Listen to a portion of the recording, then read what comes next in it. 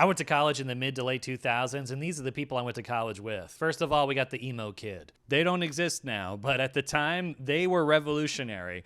They were men who were emotional, mind-blowing. The emo boy was also the first man in decades to wear jeans that were not baggy.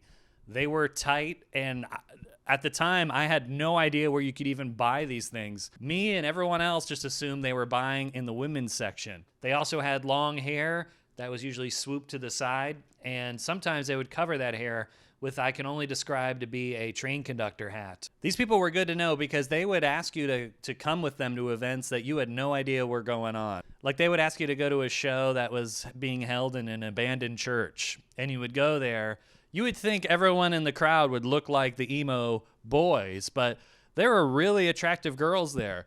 And I think it's because women are attracted to sensitive men. There was a reason that emo kids were so popular, and it's because a lot of that generation, we witnessed horrible things. We witnessed 9/11, and back then therapy was kind of taboo. So to process that, we had to listen to songs written by men older than us that talked about how sad they were. That was how we really processed all of our grief. Also, people I would sit next to in class were the recent Iraq vets. 2 months ago, these people were on the front lines fighting Saddam Hussein's elite troops.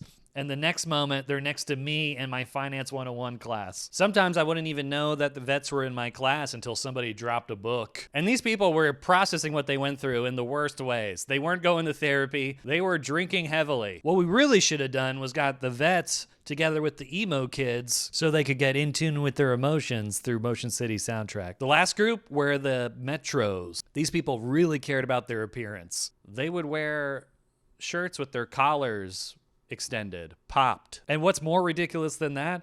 They would wear a second shirt over that shirt and also pop that collar, and sometimes a third or a fourth. How high did it go? We didn't know. They would also all have a spray tan. That was stylish at the time. I don't know why. It was cool to look orange with a bunch of collars. And because they had a spray tan and the collars are rubbing against their neck, their spray tan would rub off on their collar. In reality, what a spray tan is just permanent makeup. And for some reason, it was popular to wear flip-flops or thong sandals. In the mid to late 2000s, it wasn't cool to wear socks. You had to show your toes. Rain, snow, sleet, whatever the weather was, flip-flops, rolling into class, disgusting, smelly feet. That's all the particular people I remember right now. If you existed at this particular time, let me know if you remember anybody else.